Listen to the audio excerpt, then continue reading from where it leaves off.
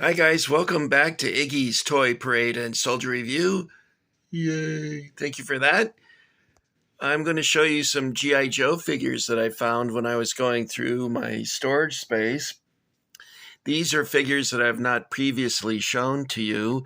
They're the 40th anniversary. I refer to the 40th anniversary stuff as just the 40s. It's a lot easier than saying anniversary.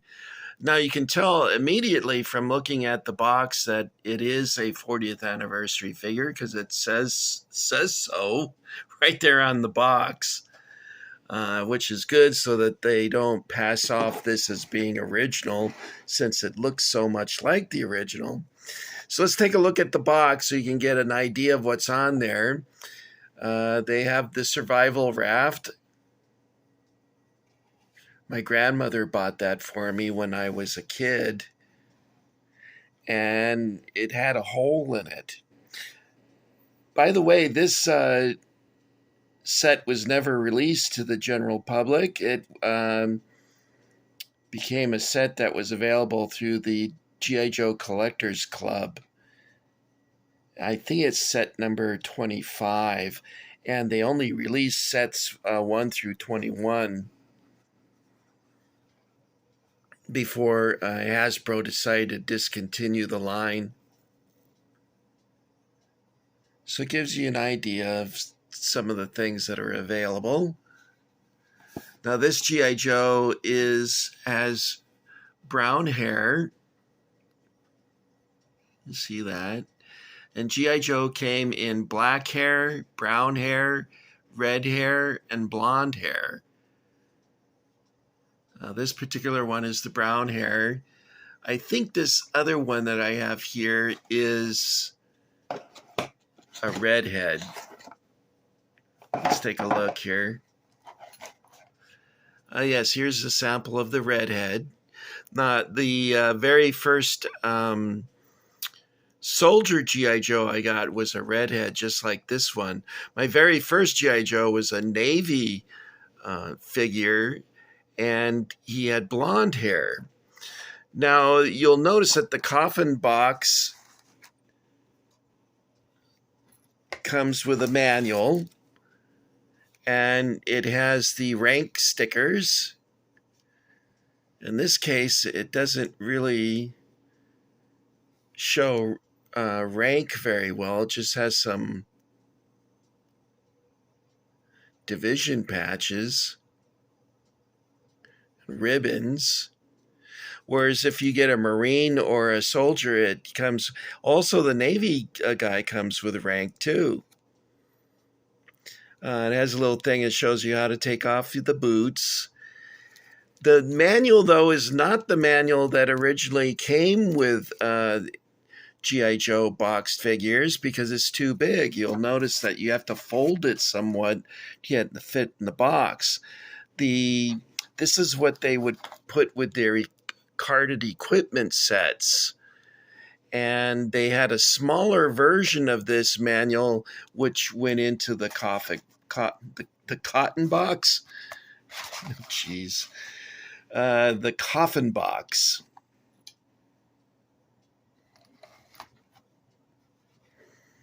Reminds me of this story that my brother told me years ago. I think it was my brother. He told me this story about these kids who go to a haunted house, and they're told if they can spend the night there that they'll win $1 million. So the kids go there, and they're told that there's a haunted coffin that kills everyone who stays there. So one guy brought a bazooka, another one brought a machine gun, one brought a flamethrower, and so on and so forth. So they go there, spend the night, and suddenly they hear these weird noises, and sure enough, the coffin's attacking. The guy with the flamethrower steps forward. He blasts the coffin with the flamethrower, but it keeps coming. The lid opens, and the coffin swallows him. And when the coffin opens again, he's just a skeleton, and he falls out. The guy with the machine gun lets him have it. coffin have it, nothing happens. Same thing happens to him. And then the guy with the bazooka fires it, and nothing happens, and the coffin swallows him up and spits out a skeleton. The last guy, he's with a girl, and she said, "Why aren't you scared?" He said, "Oh, because I can defeat this coffin." And she said, "Well, how are you going to do it? The flamethrower didn't work. The machine gun didn't work. The bazooka didn't work." He said, "I'm not worried." And the coffin approaches him, and he whips out a little box, and he says, "Smith Brothers cough drop stops coffin." And the coffin burst into flames, and the two of them were saved. Now, my brother, I think it was my brother who told me that story, and I was completely enthralled by this mysterious coffin that and of course he went into more detail. I gave you a very fast version. The joke took like 30 minutes to set up for the punchline, but I laughed when I heard the final resolution. Smith Brothers stops coffin. Anyway, that's my coffin box story. All right, let's see what this guy has. Hopefully he has black hair, but let's see. He has brown hair. No, it's black hair. Okay. I don't think I've ever seen a blonde Air Force guy, but there's probably some. Now, my Air Force uniform, the figure I bought, it was what they called marigold, which was yellow. And you can get 40s in a orange suit or yellow suit or marigold. The reason why they produced most of them in the orange suit is because the orange suit was more common. So I was rather pleased to know that I had a suit that was more on the rare side, because they didn't make that many of them. However, my original G.I. Joe that I got was missing this. And I never went back to the store to tell them that this was missing, because I thought they would say, well, I stole it or whatever. I was afraid to go back and tell them.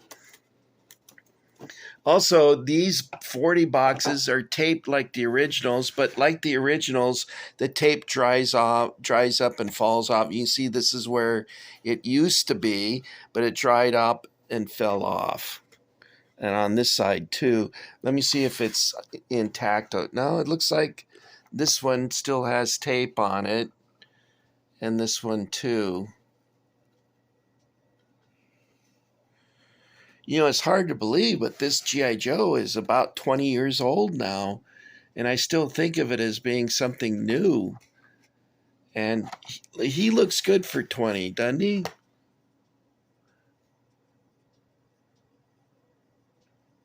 "20 years old. It's hard to believe. Also, these figures come with a little dog tag. You can see there's his chain. Let's see if I can get the tag. The tag is behind his back right now. I like this little string that they put on the zipper. That makes it, well, I can't do it one-handed. I'll have to do that after I finish the video. Okay, guys, that's all I got for you. 40th anniversary G.I. Joe. Of course, these came with all the Air Force sets that they released. Such as this one. I have, I think, 3 of those sets. I have, I think, 3 of these and just 1 of these. This was a lot more expensive. It was harder to come by because they didn't release that many of them. Although, I think I told you the story. I only paid $25 for it. This guy was selling off his collection because he needed money in a hurry. His wife was in the hospital and she needed treatment, and he needed the money. And I feel kind of bad about it because he put it up for auction, and I was the only one who bid on it. And so it was $25 is what the starting bid was. That's what I paid. And he paid $15 to ship it to me. And he had the original offer was free shipping. So he only got probably $10 for this. And at first I was all delighted. Oh, what a deal I got. And now I just feel guilty. I should have at least offered to pay the shipping for it because of his situation. So sometimes I do things that later I go, that was kind of messed up, Rick. Or Iggy, sorry. Anyway, that's all I got for you this time.